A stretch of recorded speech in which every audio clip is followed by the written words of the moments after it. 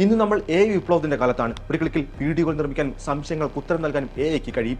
എന്നാൽ ഈ സാങ്കേതിക വിദ്യയ്ക്ക് പിന്നിൽ പ്രവർത്തിക്കുന്ന ഭീമൻ മെഷീനുകൾ എത്രത്തോളം ഊർജ്ജം ഉപയോഗിക്കുന്നുണ്ടെന്ന് നിങ്ങൾക്കറിയുമോ?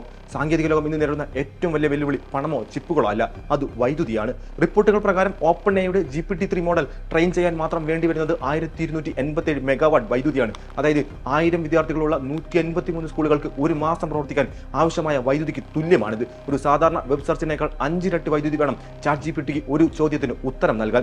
ഡാറ്റാ സെന്ററുകളിലെ ഓരോ റാക്കും 130 കിലോ വാട്ടിലധികം വൈദ്യുതിയാണ് വിഴുങ്ങുന്നത്. ഇതിലെ ഓരോ ചെറിയ സെർവർ റാക്കിന് വേണ്ടി വരുന്ന വൈദ്യുതി ഒരു വലിയ വീടിന് ആവശ്യമായതിനേക്കാൾ കൂടുതലാണ്. നിലവിൽ ഒരു വലിയ ഡാറ്റാ സെന്റർ ക്യാമ്പസ് പ്രവർത്തിക്കുന്നതിന് ശരാശരി 100 മെഗാവാട്ട് വൈദ്യുതിയാണ് വേണ്ടിവരുന്നത്. അതായത് ഒരു ചെറിയ നഗരത്തിന് ഒരു ദിവസം മുഴുവൻ പ്രവർത്തിക്കാൻ ആവശ്യമായ ഊർജ്ജത്തിന് തത്തുല്യമായവ. 2026 സ്ഥിതി കൂടുതൽ സങ്കീർണമാകുമെന്നാണ് പഠനങ്ങൾ പറയുന്നത്. AI ക്രിപ്റ്റോ കറൻസി മേഖലകളുടെ വൈദ്യുതി ഉപയോഗം മുൻ വർഷങ്ങളെ അപേക്ഷിച്ച് ഇരട്ടിയാകും. 2026 ഡാറ്റാ സെന്ററുകളുടെ വൈദ്യുതി ഉപയോഗം 1000 ടെറാവാട്ട് അവേഴ്സിൽ കൂടുതലാകുമെന്നാണ് പ്രതീക്ഷിക്കുന്നത്. ഇത് ജപ്പാൻ എന്ന രാജ്യത്തിന് ഒരു ദിവസം മുഴുവൻ പ്രവർത്തിക്കാൻ ആവശ്യമായ വൈദ്യുതിയുടെ ഏകദേശ കണക്കാണ്.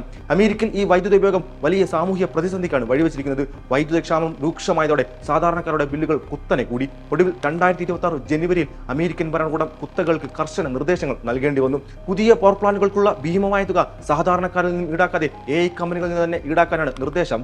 ഗൂഗിളും OpenAIയും ഇതിന് വഴങ്ങുകയും അടിസ്ഥാന സൗകര്യങ്ങൾക്കായി നിക്ഷേപം നടത്താമെന്ന് അവർ സമ്മതിക്കുകയും ചെയ്തിട്ടുണ്ട്. വൈദ്യുതി മാത്രമല്ല AIക്ക് വേണ്ടത്, അവയുടെ ദാഹം തീർക്കാൻ വെള്ളവും ആവശ്യമാണ്.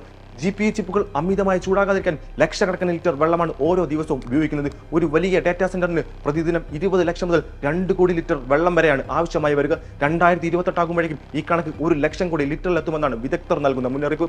ലോകത്തിന്റെ പല ഭാഗങ്ങളിലും കുടിവെള്ളമില്ലാതെ ജനങ്ങൾ വലയുമ്പോഴാണ് ഡാറ്റാ സെന്ററുകൾക്ക് വേണ്ടി ഈ അനിയന്ത്രിതമായ ജലചൂഷണം നടക്കുന്നത്.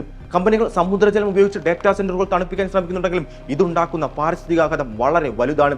AI നമ്മുടെ ജീവിതം എളുപ്പമാക്കുന്നു എന്നതിൽ യാതൊരു തർക്കവുമില്ല. എന്നാൽ ഡിജിറ്റൽ ലോകത്തെ ഈ കുതിപ്പിന് പ്രകൃതി നൽകുന്ന വില വളരെ വലുതാണ്. സാങ്കേതിക വിദ്യയുടെ വളർച്ചയ്ക്കൊപ്പം സുസ്ഥിരമായ ഊർജ്ജ സ്രോതസ്സുകളും പ്രകൃതി സൗഹൃദ പ്രവർത്തന രീതികളും കണ്ടെത്തുക എന്നതാണ് ഇനി നമുക്ക് മുന്നിലുള്ള യഥാർത്ഥ വെല്ലുവിളി.